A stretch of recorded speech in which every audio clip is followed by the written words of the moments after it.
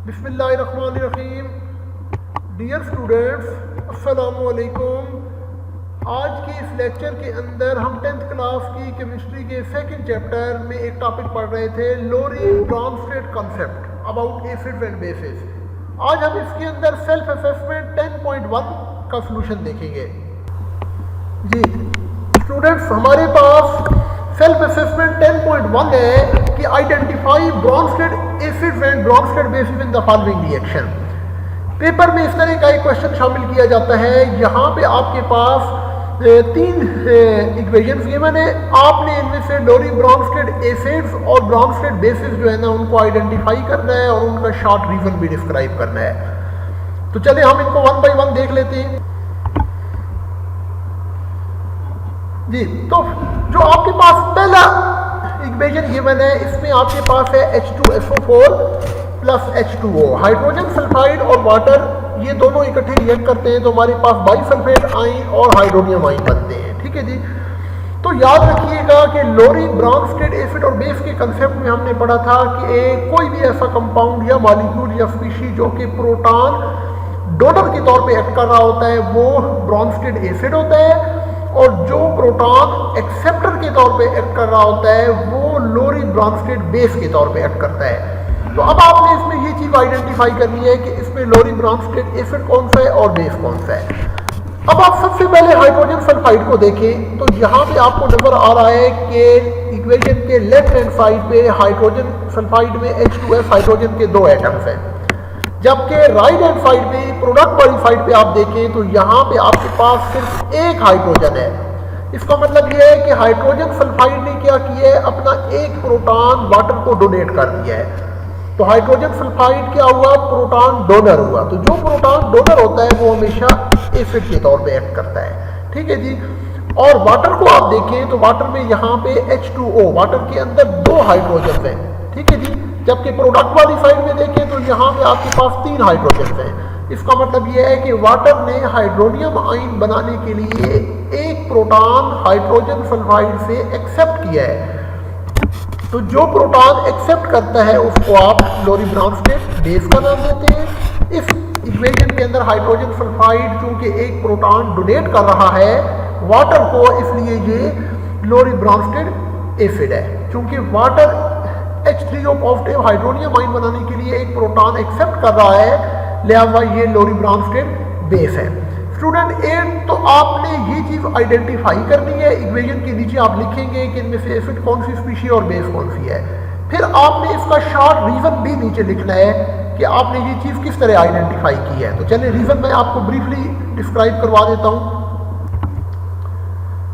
जी, तो इसका short reason आपने ये डिस्क्राइब करना है कि since H2SO4 donates proton to water, therefore it is Lowry Bronsted acid, and since H2O accepts a proton from H2SO4, therefore it is a Lowry Bronsted base. तो जब भी ये पेपर में आएगा तो एक तो आपने इक्वेशन के नीचे एसिड और बेस डिस्क्राइब करना है, दूसरा आपने इसकी शॉर्ट रीजनिंग भी साथ देनी है, यानी अपने आंसर को आपने जस्टिफाई भी करना है। आगे नेक्स्ट हमारे पास है जी स्टूडेंट्स, तो नेक्स्ट हमारे पास जो केमिकल इक्वेशन है that is acetic acid CH3COOH, और वाटर ये रिएक्ट करते हैं तो एसीटेट आयन और हाइड्रोनियम आयन बनते हैं। अगेन आप इस रिएक्शन पे गौर करें तो आपको पता चलेगा कि एसिटिक एसिड के अंदर जो एसिटिक एसिड के अंदर एक हाइड्रोजन मौजूद है, जबकि प्रोडक्ट वाली साइड पे देखें तो यहाँ पे हाइड्रोजन नहीं है। इसका मतलब ये है कि एसिटिक एसिड ने अपनी एक हाइड्रोजन वाटर को डोनेट कर दी है। तो जो प्रोटॉन डोनेट करता है, हाइड्रोजन डोनेट करता है, उसको आप क्या कहते हैं, एसिड कहते हैं। जबकि वाटर को आप देखें तो यहाँ पे H2O वाटर के अंदर 2 हाइड्रोजन हैं, जबकि प्रोडक्ट वाली साइड पे आप देखें तो वाटर के अंदर आपको 3 हाइड्रोजन मिलेंगे, 3 प्रोटॉन्स मिलेंगे। इसका मतलब यह है कि वाटर ने हाइड्रोनियम आयन बनाने के लिए एक प्रोटॉन एक्सेप्ट किया है। तो जो प्रोटॉन एक्सेप्ट करता है वो लोरी ब्रॉन्स्टेड बेस के तौर पे एक्ट करता है। अगेन आप इसकी फिर जस्टिफिकेशन नीचे डिस्क्राइब करेंगे। इसकी रीजनिंग में आप लिखेंगे कि since acetic acid donates a proton to water, therefore it is Lowry Bronsted acid, and since water accepts a proton from the acetic acid, therefore it is a Lowry Bronsted base. आगे आपके पास जो third equation आ जाती है वो जी students, तो यहाँ पे आपको एक इक्वेशन गिवन है, hydrogen sulphide it reacts with ammonia to form ammonium ion and bisulphide ion. तो अब अगेन यहाँ पे आप हाइड्रोजन सल्फाइड को अगर आप कंपेयर करें तो हाइड्रोजन सल्फाइड जो है ना, इट कंटेन्स 2 प्रोटॉन, इसके अंदर 2 प्रोटॉन्स पाए जाते हैं, ठीक है। जबकि यहाँ पे हाइड्रोजन सल्फाइड को देखें तो इसमें एक ही प्रोटॉन आपको नजर आ रहा है। इसका मतलब यह है कि हाइड्रोजन सल्फाइड ने अपना एक प्रोटॉन अमोनिया को डोनेट कर दिया, ठीक है ना।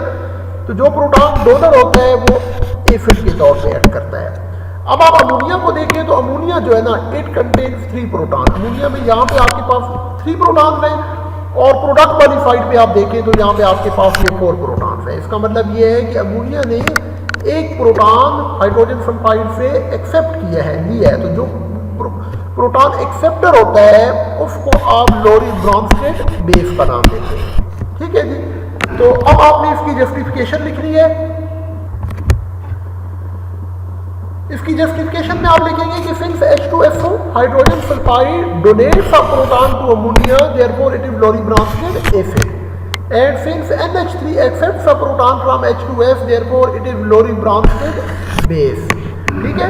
तो स्टूडेंट अगर पेपर में ये क्वेश्चन आ जाए तो आपने एक तो आइडेंटिफाई करना है कि गिवन इक्वेशन में लोरी ब्रॉन्स्टेड एसिड कौन सा है और बेस कौन सा है, और दूसरा आपने इसमें ये चीज बतानी है कि इसकी जस्टिफिकेशन भी देनी है, यानी ब्रीफ आपने जस्टिफाई भी करना है अपने आंसर को। ये दोनों चीज़ें आप लिखेंगे तो आपको फुल क्रेडिट मिलेगा। मुझे उम्मीद है कि आज के इस लेक्चर से सेल्फ असेसमेंट 10.1 को समझने में आपको बहुत हेल्प मिली होगी। लेटेस्ट वीडियोस देखने के लिए आप मेरा यूट्यूब चैनल सब्सक्राइब करें, बेल आइकन प्रेस करें और इसे आगे अपने दोस्तों तक शेयर करें। अस्सलाम वालेकुम।